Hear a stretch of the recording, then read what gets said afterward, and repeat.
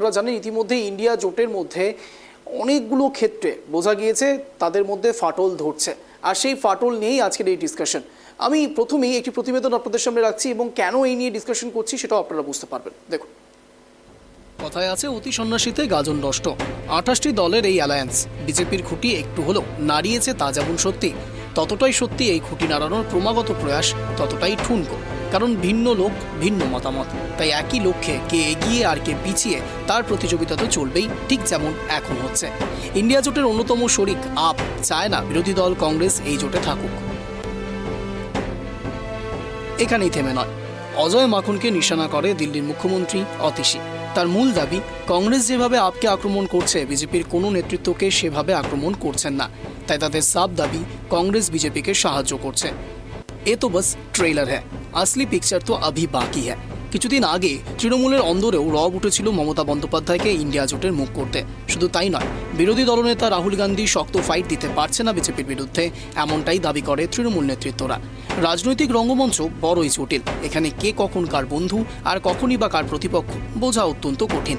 তবে যতই জটিল সমীকরণ হোক না কেন, জোটে ফাটলের অর্থ মানে বিরোধী শিবিরকে এক ধাপ এগিয়ে যেতে সাহায্য করা, তার বলার অবকাশ রাখে না। এবার দেখার এই অন্তর্দ্বন্দ্ব ইন্ডিয়া জোটের ভবিষ্যৎকে কোন দিকে নিয়ে যায়। অঞ্জন দাসের রিপোর্ট, ট্রাইব টিভি বাংলা। কথায় আছে অতি সন্ন্যাসীতে। এবার বুঝতে পারছেন তো কেন বলছি অতি সন্ন্যাসীতে গাজন নষ্ট। তার কারণ 28টি দল মিলে যখন ইন্ডিয়া জোট তৈরি করেছিলেন তখন এই জোটের মধ্যে ফাটল ধরবে এটা বোঝাই যাচ্ছিল, এবং সেই সম্ভাবনা নিয়ে, সেই ভবিষ্যৎবাণী নিয়ে অনেকবার নানান রকম জল্পনার মধ্যে এবং নানান রকম বাকবিতণ্ডার মধ্যে পড়তে হয়েছিল স্বয়ং এনডিএকে এবং এনডিএর অনেক নেতৃত্বকে, বিশেষ করে বিজেপি সমর্থকদের, বিজেপি নেতৃত্বদের। আজ সে বিষয় নিয়ে আলোচনা করব, তার কারণ ইতিমধ্যেই কংগ্রেস এবং আপের মধ্যে সংঘর্ষ বেঁধে গিয়েছে, অর্থাৎ সংঘাত।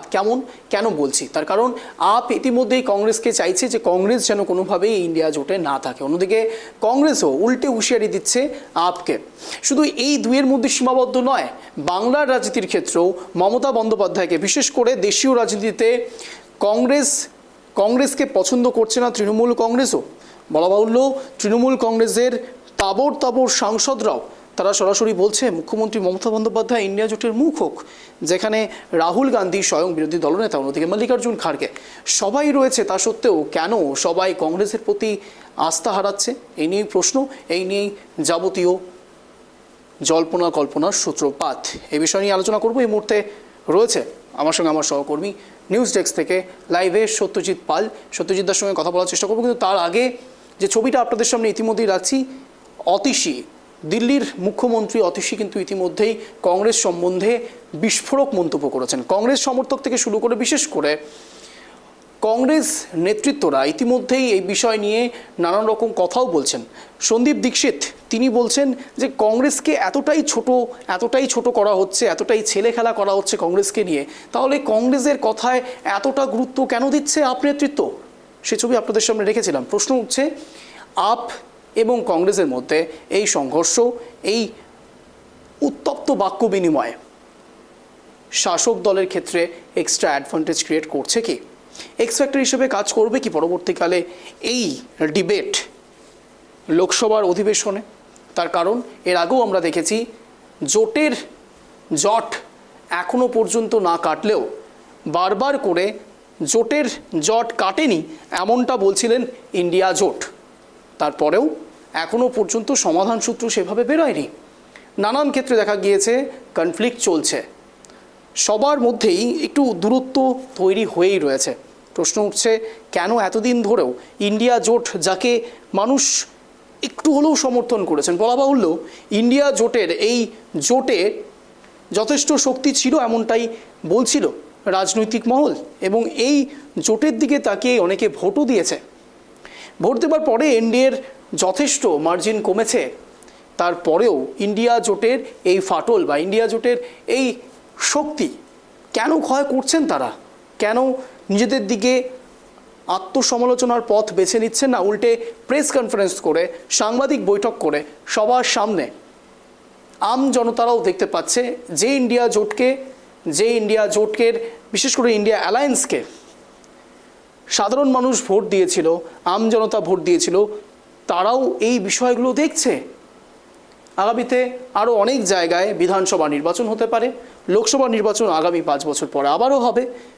তার আগে ইন্ডিয়া জোট ঠিক কী ফিডব্যাক দিচ্ছে সাধারণ মানুষদের, আমজনতা কী ভাবছে, কি বুঝতে পারছে তারা, কিন্তু এই বিষয় নিয়ে আলোচনা করব। এই মুহূর্তে রয়েছে আমার সঙ্গে আমার সহকর্মী সত্যজিৎ পাল। সত্যজিৎ দা, একাধারে যখন লোকসভা নির্বাচনের আমরা ফলাফল দেখলাম, তখন সেখানে ইন্ডিয়া জোট বলা যেতে পারে সাধারণ মানুষ, আম জনতা তাদের ভরসা করলেন, ভোট দিলেন, অনেকটাই ভোট মার্জিন কাটলেন, বিশেষ করে বিজেপির এবং এনডিএ সরকারের। তারপরেও এই ইন্ডিয়া জোটের এই ফাটল স্বাভাবিকভাবেই শাসকদেরকে এক্সট্রা অ্যাডভান্টেজ দেবে কি?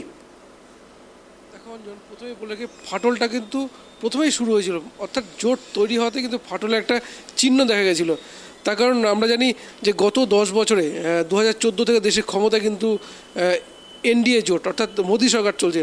তো সেইখানে দাঁড়িয়ে যদি বিরোধীদের পক্ষ থেকে যে অভিযোগটা উঠে আসে যে বিরোধী দলের রাজ্যের সরকার সেখানে কোথাও ইডি সিবিআই সহ কেন্দ্রীয় এজেন্সি লেলিয়ে দেওয়া হচ্ছে, এবং এই অভিযোগের ভিত্তিতেই কিন্তু প্রত্যেকটা রাজ্য, তুমি বলো কংগ্রেস শাসিত তখন যেখানে ছিল, রাজস্থানে ছিল, পাশাপাশি ছত্তিশগড়ে ছিল, আমাদের পশ্চিমবঙ্গে ছিল, মহারাষ্ট্রে, প্রত্যেকটা কিন্তু এই অভিযোগটা উঠে আসছিল।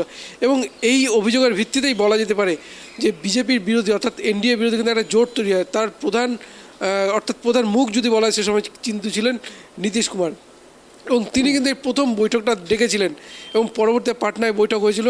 এবং এই বৈঠকের পরেই দেখা যায় পরবর্তী যে বৈঠক হয় কর্ণাটকে, এবং কর্ণাটকের বৈঠকের পরেই কিন্তু এই জোটের ফাটলটা প্রকাশ্যে চলে আসে।